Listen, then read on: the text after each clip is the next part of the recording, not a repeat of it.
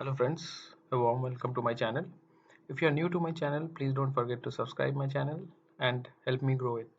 So friends, in today's video we will be discussing something about the fair value or the intrinsic value calculation of ICICI Bank. The reason why I have picked up ICICI Bank today is because of the Q4 results that has been declared over the weekend, that is yesterday the results were declared. So we would discuss something about the results, how it has performed over the last quarter, even though it was a pandemic and corona infected time frame, but again the bank posted pretty decent numbers. So let's discuss something on that, and then we will follow up and we discuss something about the fair value. So whether it is a good time to buy, it's a good time to sell, it's a good time to hold. We'll discuss all of these things in this video. So let's quickly jump into the video. So first I'll talk about the quarterly results that ICICI Bank posted. So if you have seen the results, ICICI Bank Q4 net rose by 26.03%, that is 12,212.36 crore rupees. So that is actually a good jump in the net as compared to the year on year of the same quarter previous year. The profit figure stood at 969 for the same period last year. So basically it was 969 crore Q4 in 2019. Now for this financial year you have almost 1 to 1, which is very good. So total deposits increased by 18% year on year, that is 7,70,969 crore in the said quarter. So in the time wherein everybody is affected with corona and things, we can still see that the bank is doing pretty good in terms of the deposits, because it's getting a good pile of cash, that is in terms of deposits that is coming to the bank, which is like almost growth by 18%, which is 70,70,000. So it also says that people are pretty much dependent and pretty much rely on this bank, and they have faith on this bank.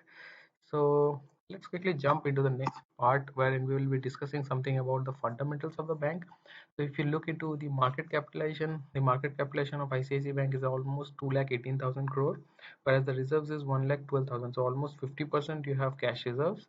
Earning per share is 14.8, whereas the dividend yield is 0.3%. If you look into the sales for the bank, last 5 years sales have picked up. It has given like almost 7.79%, which is like close to 8% return over the past 5 years period, which is not that bad. It's a decent rate. If you look into the graph, it clearly says that how much this bank has actually exponentially grown.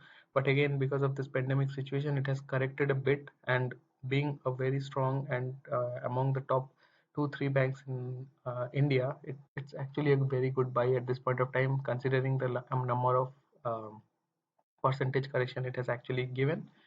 So after SBI Bank, in private sector, HDFC and ICICI Bank, these are the two names that everybody talks about. So if we calculate the fundamental, or you can say that intrinsic or maybe the fair value of ICICI Bank, so we are using Benjamin Graham's formula here, and the aspects that we use here are EPS, which is the earning per share here, that is 14.8. Growth variance, which is 5 years, I'm considering 7.79, and finally the company yield. The current yield of 20 years, it's the basic formula, but because we don't have a huge visibility of 20 years, it's no point taking a 20 years calculation in time frame.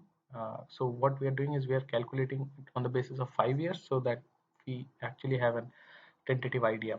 So considering the 5 years growth percent, which is like almost bond yield is coming as 5.5. So if you put that all in this formula, the fair value or intrinsic value of ICICI Bank is coming somewhere on 285 rupees 7 paise. It's currently trading, the last traded price was 337. So you can see that it's almost trading above the intrinsic value, but considering the fact that it has actually corrected to almost 50%, so I definitely see that there is a huge margin that it can actually grow up when this pandemic situation is over. If you look into the RSI index, it says 45.75, which again indicates it's in between bearish to neutral phase. So it is coming out of bearish to neutral, means people sold off, or selling off pressure has gone. People have almost sold whatever they wanted, but this is a high time when people are actually accumulating their position. So it is coming from bearish to neutral. So for me also the view is neutral. If you are already holding ICICI Bank, you definitely should have ICICI Bank in your portfolio. If you are not, then definitely it's a very good time you can make entry. If you already have, and if you have cash available, definitely it's a very good time you average your positions, because this is a very lucrative rate you that probably in the next 10 years you will not be getting. So just to summarize as a whole, fundamentally the bank is very strong. Quarterly results is also good, considering the situation out environment is not good, still it is doing good.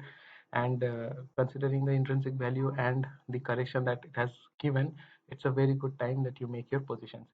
So friends, I would like to conclude this video here, and I hope I have been able to give you sufficient information regarding this particular bank.